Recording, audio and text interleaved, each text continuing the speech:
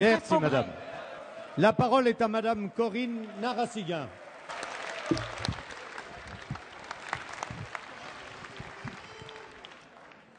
Ma question s'adresse à madame la ministre de la Justice, garde des Sceaux. Madame la garde des Sceaux, pour nous c'est clair. Notre choix, notre combat, c'est l'égalité des droits. Les démonstrations d'opposition nous montrent que beaucoup d'idées fausses circulent encore. C'est pourquoi nous nous attachons à ce que le débat parlementaire qui s'ouvre à l'Assemblée nationale rassemble les Français dans un seul objectif, l'ouverture de nouveaux droits pour des citoyens comme les autres. Les auditions menées ici même ont mis en avant la nécessité de protéger toutes les familles de France, de leur garantir une sécurité juridique qui les mette à l'abri des aléas et des accidents de la vie. C'est pour cela que je sais le gouvernement déterminé à aller jusqu'au bout des convictions que nous partageons. Et nous vous soutenons. Le projet de loi sur le mariage et l'adoption soulève nécessairement les questions de filiation. Ouvrir la procréation médicalement assistée aux couples de femmes est essentiel pour cesser de fermer les yeux sur une réalité qui existe depuis de nombreuses années déjà.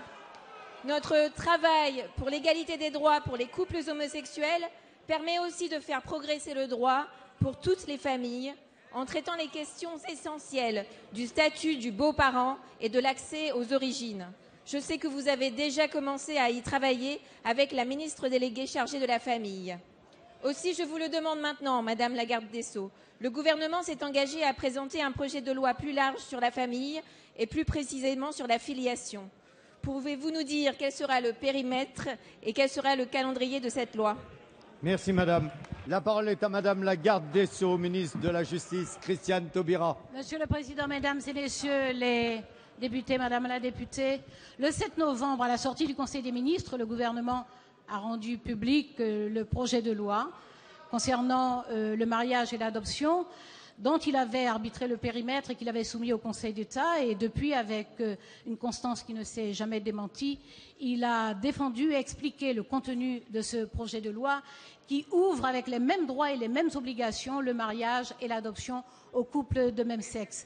Sans méconnaître les autres sujets liés directement ou indirectement au mariage et à l'adoption, le président de la République et le Premier ministre ont choisi de confirmer l'engagement solennel qu'avait pris le président de la République, tel qu'il avait été présenté aux Français, aussi bien dans la campagne présidentielle que pendant la campagne législative.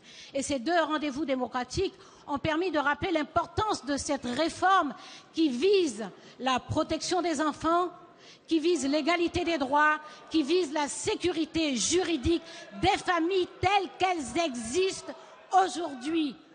Quant aux autres sujets, et notamment aux autres modes de filiation, sujets qui peuvent concerner d'ailleurs aussi bien les mariés que les non-mariés, et qui sera à la charge du ministère de la Famille, vous avez entendu très clairement les déclarations récentes du chef du gouvernement.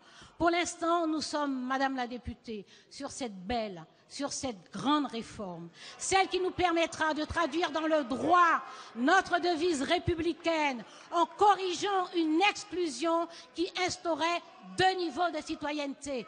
Nous y mettons fin, il y aura une seule citoyenneté et la diversité des familles étant prise en compte, nous aurons la fierté d'avoir fait en sorte que les couples se sentent égaux. Merci.